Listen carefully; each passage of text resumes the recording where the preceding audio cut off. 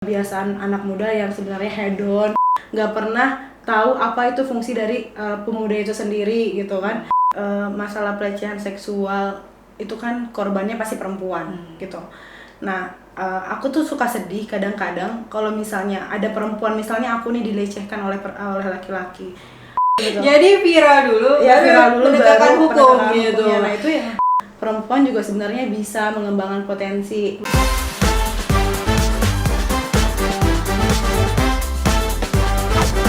Assalamualaikum warahmatullahi wabarakatuh. Welcome back di podcast Jam Istirahat.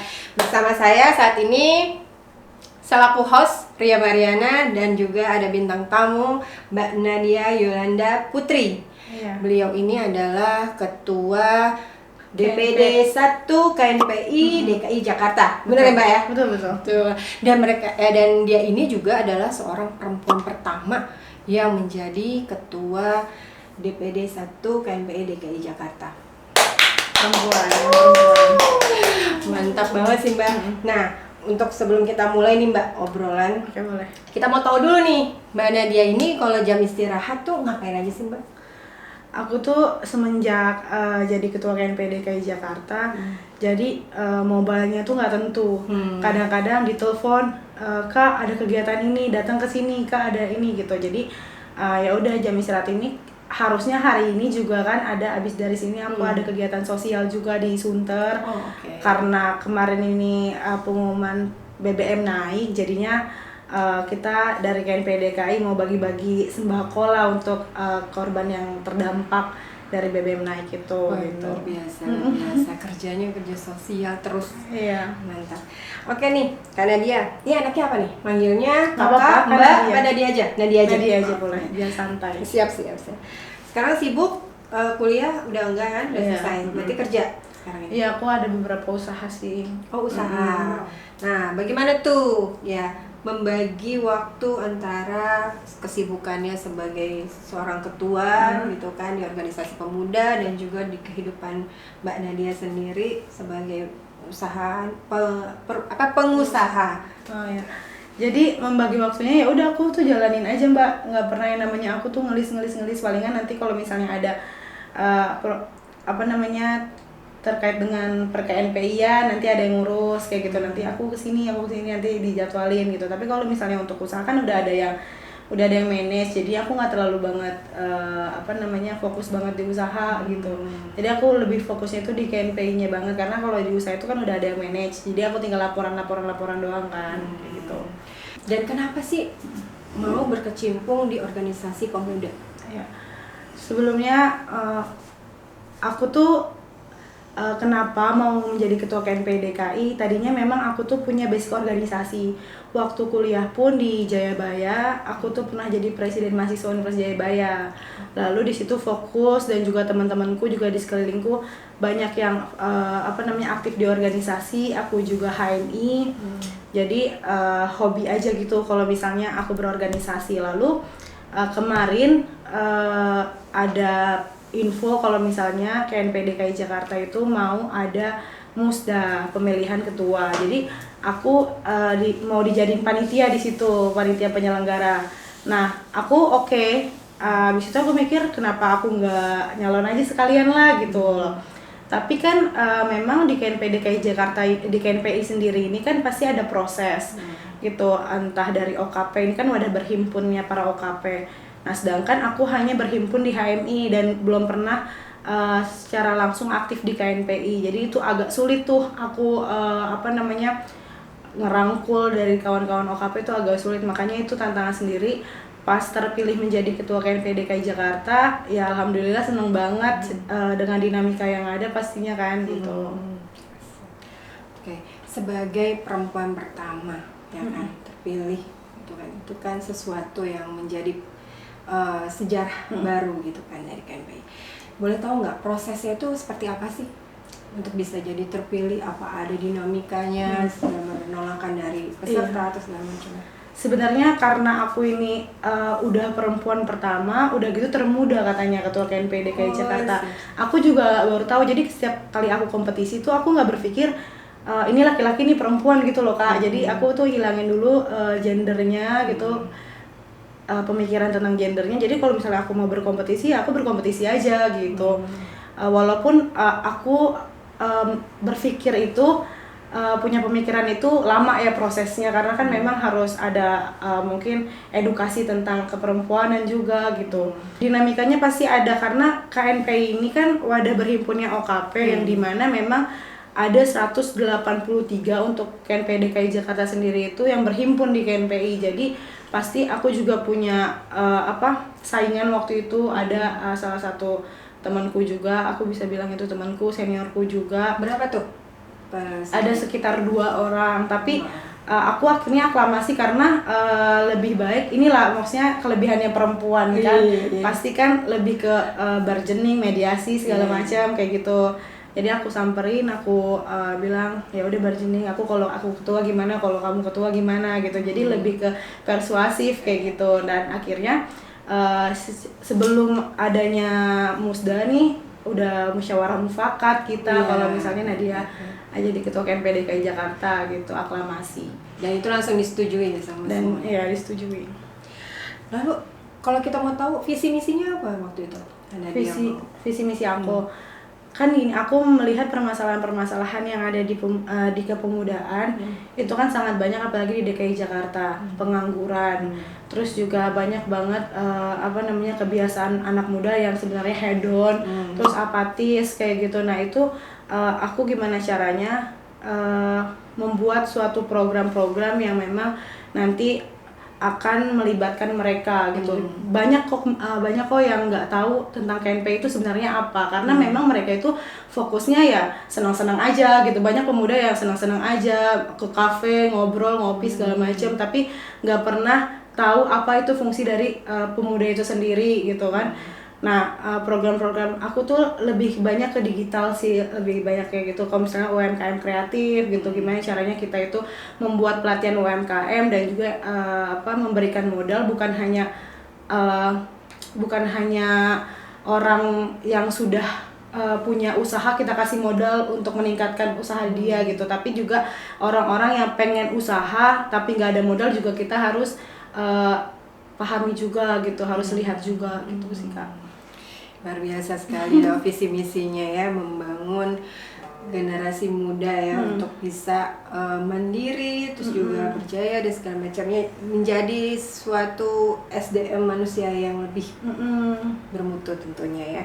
Nah, ada nggak sih diskriminasi yang Nadia dapatkan selama ini di organisasi kepemudaan Nadia? Banyak pastinya, karena waktu aku nyalonin jadi Presmaja,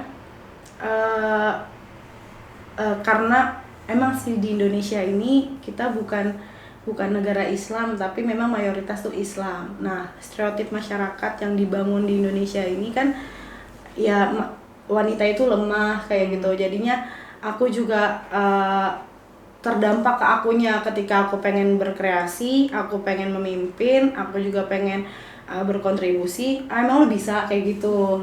Nah, tapi aku juga berpikir juga kadang-kadang aku insecure gitu kalau misalnya aku harus berkompetisi sama laki-laki awalnya gitu. Aku pernah waktu aku nyalonin presiden mahasiswa, itu aku pertama kalah dulu Kak. Iya, kalah dulu, saingannya kan laki-laki pastinya. Kenapa aku kalah? Mungkin dari diri aku sendiri yang salah, karena aku insecure, aku nggak berani untuk berkompetisi sama laki-laki. Itu kan yang jadi permasalahan perempuan saat ini kan. Dia pengen berkiprah, pengen mengembangkan potensi, tapi lingkungan di sekitarnya itu tidak mendukung gitu. Jadinya insecure dan akhirnya ya udahlah di rumah aja, ya udahlah nggak berani gitu. Nah, akhirnya aku kalah. Terus beraniin lagi, tahun depannya nyalonin lagi, alhamdulillah menang kayak gitu. Dan dari situ aku belajar bahwa perempuan juga sebenarnya bisa mengembangkan potensi. Nah, bagaimana lingkungan sekitarnya itu mensupport gitu. Apalagi aku tuh paling seneng banget sama tagline yang woman support woman gitu. Iya, betul. Bicara mengenai perempuan tadi, ya kan, woman support woman, ya kan. Kadang juga ada yang memang perempuan ngerasa apaan sih perempuan, udahlah itu kodratnya aja gitu kan, ibu sekolah gitu kan, kerja, ibu rumah tangga, ngurusin anak, ngurusin suami gitu kan, karena dijatuhkan sendiri juga sama perempuan. baik itu di media sosial maupun secara langsung. Pernah nggak sih Mbak Nadia menemukan itu? Dan menurut Nadia sendiri gimana sih untuk ibarat kata mengatasi permasalahan itu? Ya itu mungkin yang tadi Mbak bilang, ada sekelompok perempuan misalnya mereka itu berpikir ya udahlah, perempuan udah punya suami juga, ngurus anak aja gitu kan, ada. Tapi memang banyak juga yang bilang, kayak temanku ada bilang gini, ngapain sih selalu hak-hak perempuan harus diiniin, orang udah ini kok udah oke gitu kan sekarang. Perempuan juga kalau mau jadi menteri jadi apa tinggal itu aja, nggak ada yang larang gitu. Tapi kan setidaknya bukan permasalahan di situnya yang harus diketahui kan, tapi juga bagaimana caranya kita melangkah ke arah situ untuk memperjuangkan hak-hak perempuan. Ada misalnya semakin ada yang berpendapat bahwa semakin digaungkan perempuan itu begini, hak perempuan itu harus diperjuangkan, itu semakin membuat perempuan itu lemah. Tapi kan maksudnya pasti orang yang berpendapat itu aku nggak setuju. Karena apa?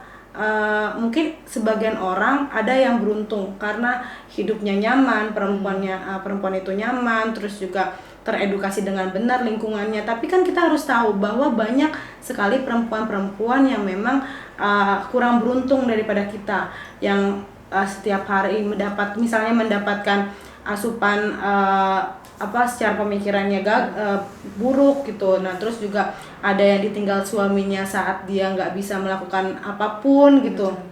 Nah itu yang harus kita perjuangkan sebenarnya. Jangan pikirin diri kitanya. Kalau misalnya kita pikirin diri kitanya, kita udah nyaman kayak gini gitu kan, untuk apa lagi gitu. Tapi masih banyak perempuan-perempuan di sana yang membutuhkan uluran tangan kita, yaitu woman support woman kayak gitu.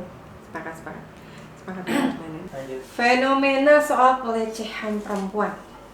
Nah, udah banyak nih Mbak Nadia, bahkan terang-terangan ya kan, di transportasi ya kan, bahkan untuk di tempat kerjaan gitu. Itu udah bukan rahasia umum lagi, udah banyak gitu kan, segala macam. Menurut Nadia sendiri gimana tuh? Antisipasi apa yang harus dilakukan oleh para perempuan? Ya, masalah pelecehan seksual itu kan korbannya pasti perempuan gitu. Nah, aku tuh suka sedih kadang-kadang kalau misalnya ada perempuan, misalnya aku nih dilecehkan oleh laki-laki. Aku nggak pakai kerudung nih kan, baju aku juga nggak terlalu sopan, aku dilecehkan, pasti ketika aku lapor ke polisi ngomong lu ini kali ngegoda kali gitu. Itu kan menjadi diskriminasi kan untuk perempuan. Jadi perempuan yang tadinya pengen banget buka laporan atau apa, jadinya gue jadi dihina nih kayak gini gitu. Nah itu harusnya ada juga teman-teman dari perempuan yang lain juga yang memang tidak merasa belum menjadi korban, itu harus menyuarakan itu. Kalau misalnya pelecehan seksual itu harus disuarakan, harus dibicarakan supaya memang orang yang menjadi korban juga tidak merasa insecure ketika dia mau lapor gitu. Berarti kalau misalkan melihat sekarang ini kan justru hukum itu di bawah peran medsos kalau kita lihat ya kan. Betul. Jadi viral dulu penegakan hukum gitu. Nah itu ya. Nah, bagaimana tuh Mbak Nadia menyikapi itu? Ya itu yang harus salah sih. Dari kemarin juga banyak kasus yang lagi viral saat ini kan, viral dulu baru penanganan hukum kemudian. Penanganan hukum. Nah makanya perlu adanya juga pemuda-pemuda yang berperan aktif dalam mencari atau mengadvokasi permasalahan-permasalahan yang ada, terus langsung di-up kayak gitu. Memang karena kecepatan teknologi yang sangat tinggi, jadinya takut juga mungkin lembaga-lembaga yang memang tadinya menganggap enteng suatu permasalahan, ya udah nanti dulu ditanganin kasusnya, masih ada kasus yang lain kan kayak gitu. Pernah nggak KNPI memberikan edukasi kepada perempuan? Sering banget. KNPI itu kan aku tuh baru terpilih itu bulan Maret menjelang April gitu aku terpilih. Nah dari waktu ke sekarang ini kan ada 4-5 bulanan, dan itu aku fokus juga yang aku paling prioritaskan adalah edukasi politik tentang perempuan gitu. Jadi setiap 2 minggu sekali KNPI DKI itu kajian, walaupun yang memang yang ikut gitu ya, misalnya 10-15 orang tapi rutin dilakukan gitu. Jadi roadshow ke beberapa kelurahan gitu tentang ibu-ibu edukasi. Iya, ibu-ibu, lebih kayak perempuan yang masih muda tapi udah ditinggal sama suami atau kayak gimana, itu kan mungkin dia perlu mengembangkan potensinya kayak gitu. Berbicara mengenai perkembangan perempuan saat ini Mbak Nadia, dari sudut pandang Nadia sendiri, bagaimana sih perempuan saat ini gitu kan, baik itu di perpolitikan maupun di dunia usaha dan lain-lainnya?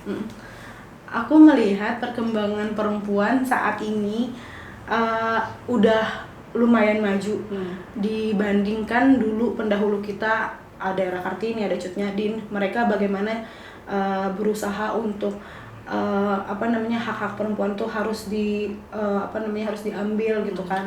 Dan juga sekarang regulasi-regulasi hukum yang ada di Indonesia sangat berpihak pada perempuan. Tapi bagaimana yang tadi aku bilang, stereotip masyarakat yang memang mengganggu sekali pemikiran perempuan itu sendiri gitu. Jadi menurut aku sekarang banyak perempuan yang memang sekarang jadi menteri banyak, terus juga di legislatif pun juga kan, jadi afirmasi action tentang 30% perempuan itu harus duduk di kursi DPR, itu menurut aku itu adalah sebuah kemajuan. Mbak Nadia setuju atau tidak tentang kuota 30% bagi perempuan ikut dalam pentas kontestasi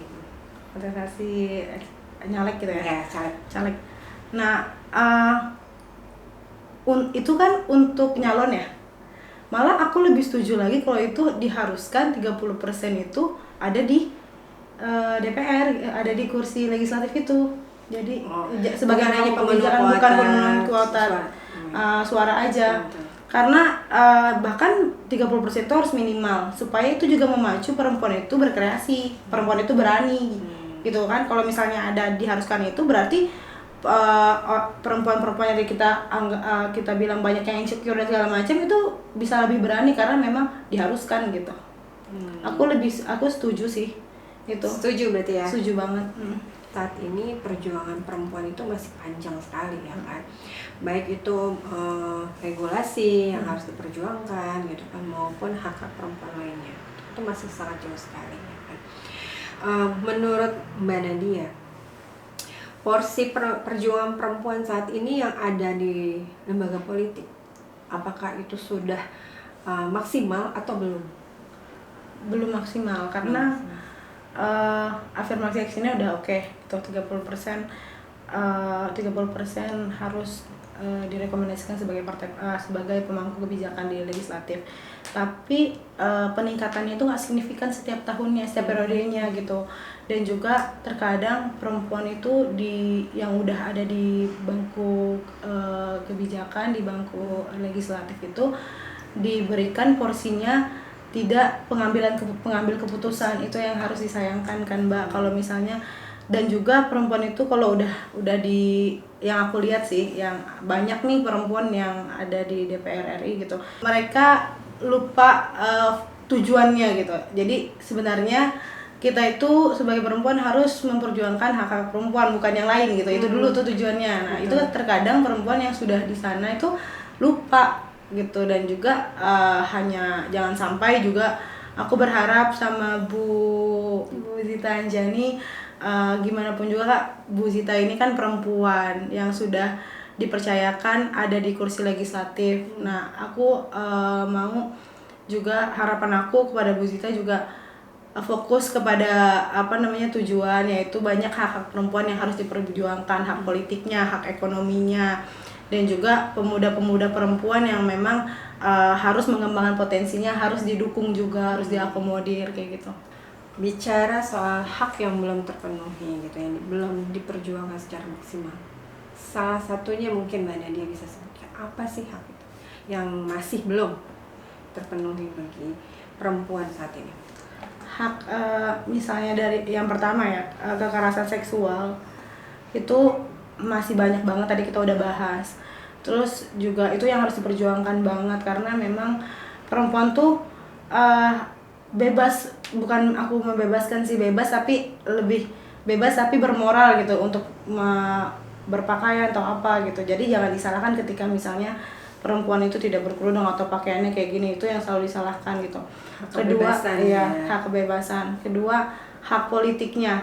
Jadi terkadang perempuan ini kan sudah ada regulasi hukumnya, tapi kesempatan dan ruangnya itu sempit karena lingkungannya itu loh gitu. Dan juga partai-partai politik harusnya yang tadi aku bilang, harusnya ada edukasi politik. Jangan sampai perempuan itu hanya dijadikan pajangan aja ketika berpolitik gitu. Nah, di samping itu juga hak ekonominya. Perempuan kayak misalnya buruh-buruh gitu, gajinya itu tidak setara dengan laki-laki karena mikir pabrik itu kan lebih ke tenaga. Nah, karena perempuan itu dianggapnya lemah, jadi gajinya dikecilin gitu loh. Itu yang sebenarnya banyak banget kasus yang memang aku dengar, iya gara-gara aku dianggapnya lemah, aku nggak bisa angkat ini, jadinya aku gajinya beda sama yang laki-laki. Itu kan juga kita harus perjuangkan upah kerjanya kan gitu. It's time to challenge. Are you ready? Ready. Sekarang kita mau challenge nih, Mbak Nadia. Sekarang kita mau challenge nih Nadia untuk menjawab pertanyaan dengan waktu yang sangat cepat dan harus langsung pilih satu, ya kan? Pilihan yang akan kita kasih. Pintar, ganteng. Pintar. Hotel atau camping? Hotel. Nyanyi atau nari? Nyanyi. Di rumah atau keluar? Di keluar. Cinta sejati atau 1 miliar? Cinta sejati.